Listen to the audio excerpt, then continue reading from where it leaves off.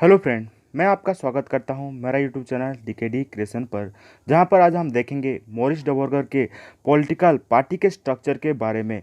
तो अगर political party के स्ट्रक्चर के बारे में देखें तो उसको चार हिस्से में उसको डिवाइड किया गया है। पहले में आता है द कॉकस, दूसरे में आता है द ब्रांच, तीसरे में द सेल और आखिरकार आता है मिलिशिया। तो आज उनके बारे में आज हम डिटेल में चर्चा करेंगे और जानने की कोशिश करेंगे कि ये सब क्या होता है और उनका रोल क्या होता है एक पॉलिटिकल पार्टी में, उसको हम जानेंगे। चलिए अब हम देखते हैं द कॉकस क्या होता है। कॉकस का अगर इंग्लिश अनुवाद देखें तो यहाँ पर लिखा गया है कि English political term refers to a committee, a clique और coterie which consists of small number and six no expansion. In other words, it is a group of notabilities chosen because of their influence. They are direct and indirect caucuses.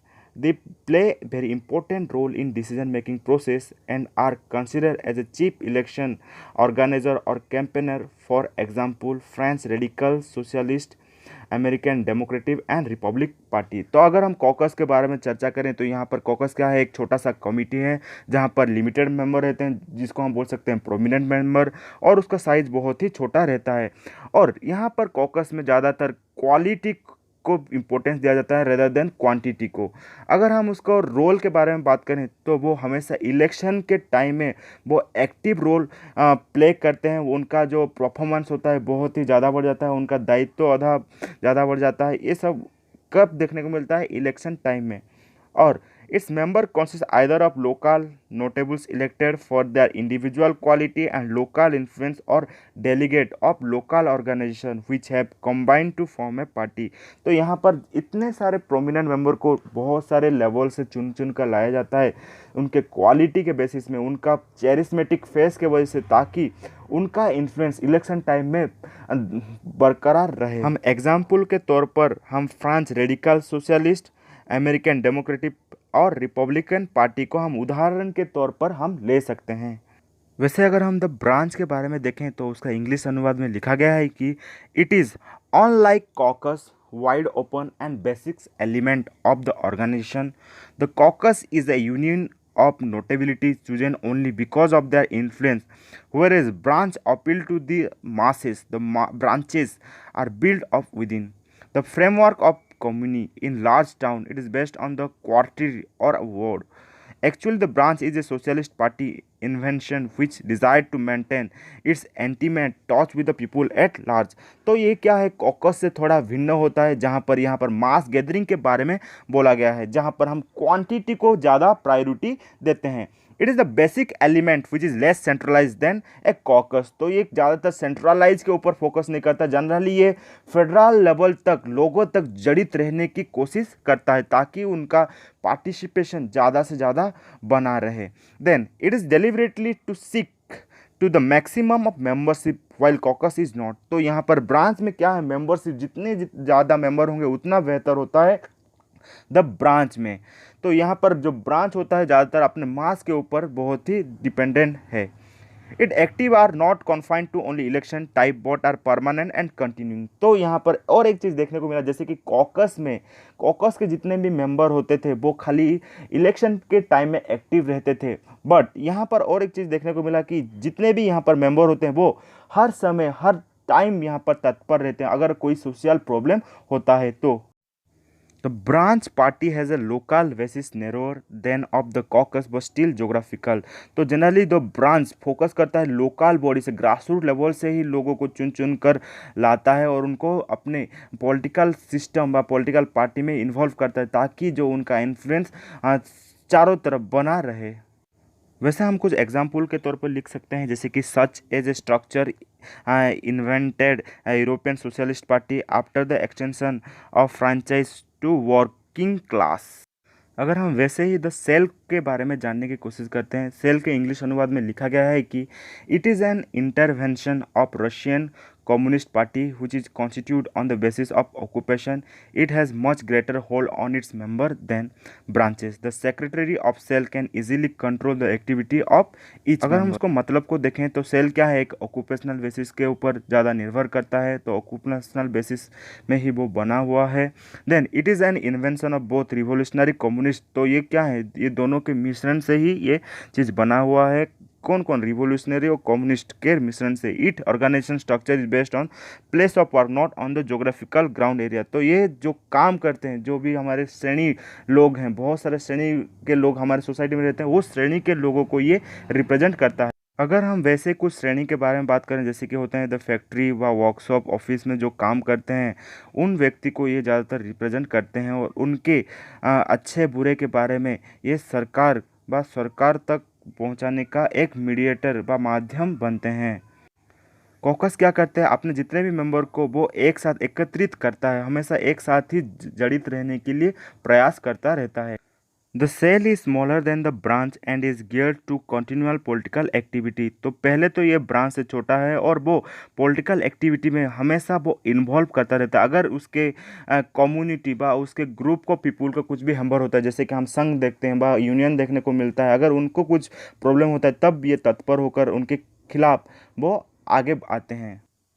The cell are usually secretive and cell-structured party tend to regard winning of election as of secondary importance.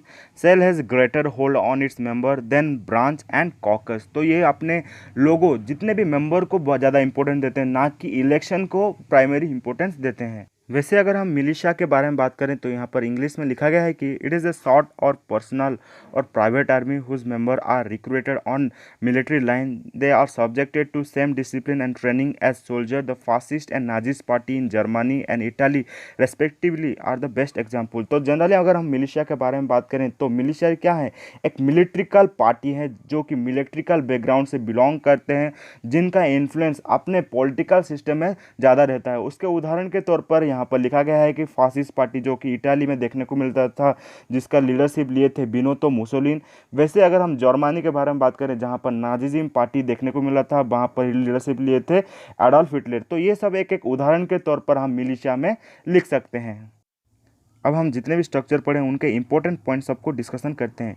Caucus में हमने देखा था कि it is a small committee बा, एक छोटा सा group है। सेकंड में हम देखा था अवॉइड मास मेंबरशिप, मीन्स उसका मेंबरशिप बहुत ही लिमिटेड बा, स्पेसिफाइड है। देन थर्ड में हमने देखा कि Mphasis on quality rather than quantity, तो यहाँ पर क्वालिटी को इंपॉर्टेंस दिया जाता है, ना कि क्वांटिटी को। देन फोर्थ पॉइंट में यहाँ पर लिखा गया है कि वो इलेक्शन के टाइम में एक्टिव रहते हैं और बाकी दिन उनका उतना पार्टिसिपेशन देखने को नहीं मिलता है। Then, with the extension of franchise and expanding mass-based caucus suffer natural decline, तो धीरे धीरे क्या हुआ, मास मेंबरशिप का पार्टिसिपेशन ज़्यादा बढ़ जाने के चलते हुए कॉकस स्ट्रक्चरल सिस्टम हमें कम देखने को भी मिल रहा है। Then American party fit this discrimination, तो अमेरिकन पॉलिटिकल सिस्टम ये इसका बहुत अच्छा उदाहरण के तौर पर हम ले सकते हैं। अगर हम वैसे ही ब्रांच के बारे में बात करें तो लिखा गया है कि mass party with open membership and hierarchical structure dominate by central leadership, delegate are elected by branch to the central body. तो जनरली अगर हम ब्रांच में देखें तो मेंबरशिप को ज़्यादा प्रायोरिटी दिया जाता है, जो कि हायरार्किकल स्ट्रक्चर में टॉप टू बॉटम वो अरेंज हुआ है, जहाँ पर सेंट्रल लीडरशिप उसको डोमिनेट करते हैं और ब्रांचेस क्या सब जितने भी ब्रांचेस के लीडर उनको भी इलेक्ट किया जाता है। Central body represent the highest policy making body, तो सेंट्रल के पास ज़्यादा क्षमता रहता है कि वो उसके ऊपर डिसीजन और लॉ बना पाते हैं। देन यहाँ पर सेकंड पॉइंट में लिखा गया है जर्मन सोशल डेमोक्रेटिक पार्टी, उसका उदाहरण यहाँ पर लिखा गया है कि जर्मन सोशल डेमोक्रेटिक पार्टी में ये प्रिविलेंट देखने को मिलता है। साथ ही साथ ब्रिटिश लेबर पार्टी में भी ये सब चीज़ हम एक पॉलिटिकल पार्टी के अंदर देखने को पाएंगे। वैसे अगर हम सेल के बारे में बात करें तो सेल क्या है, एक कम्युनिस्ट इन्वेंशन है, वो एक कम्युनिस्ट आइडियोलॉजी से जड़ित हुआ है। Smaller and more cohesive than branch type, तो ये क्या है, ब्रांच से बहुत छोटा होता है और वो स्पेसिफिक ग्रुप बा एक ऑक्यूपेशनल ग्रुप को ही वो रिप्रेजेंट करता है। Organise on the basis of place of work, तो ये क्या है, ये जोग्राफिकल एरिया को प्रायोरिटी नहीं देता, यहाँ प्लेस ऑफ वर्क को ज़्यादातर प्रायोरिटी देता है, मीन्स यहाँ पर ऑक्यूपेशन को ज़्यादातर गुरुत्व दिया जाता है। सीक्रेटिव एंड हाईली डिसिप्लिन, तो ये क्या है, जितने भी सीक्रेटिव होता है और बहुत ही डिसिप्लिन है, उनके भीतर एक कोऑर्डिनेशन व कोऑपरेशन होता है।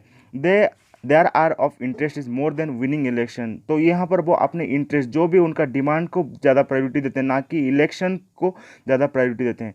They have wider political interest in changing society, तो यहाँ पर उनका जो मेन इंटेंशन है, जितने भी वर्किंग सेक्शन ग्रुप हैं उनका अपलिफ्टमेंट कैसे हो सकते हैं, वो उनका मेन मोटिव और इंटेंशन होता है। अगर हम मिलिशिया को देखें तो मिलिशिया एक उदाहरण के तौर पर मॉडल बनता है army command and control pattern का, रूल एंड रेगुलेशन का। तो ज़्यादातर यहाँ पर डिक्टेटरशिप ऑफ गवर्नमेंट का दबदबा उस पॉलिटिकल सिस्टम में देखने को मिलता है। ऑर्गेनाइजेशन इज हायरार्किकल, हायरार्किकल मतलब वो टॉप टू बॉटम वो रीअरेंज हुआ है। एक सुप्रीम लीडर होगा और उसके नीचे बहुत सारे अदर स्पेसिफिक लीडर होते हैं जो एक एक पोजिशन एक्वायर करते हैं। Then expect complete allegation of member to leader, then कॉफ्लोर storm trooper and Muslim fascist militia. तो यहाँ पर कुछ कुछ उदाहरण दिया गया है जिससे हम समझ सकते हैं कि मिलिशिया में किस प्रकार का व्यवस्था हमें देखने को मिलता है। ज़्यादातर यहाँ पर हम उदाहरण के तौर पर हम फासिस्ट पार्टी, नाजिस पार्टी को हम यहाँ पर लेते हैं। But none of this pure types can be found in reality.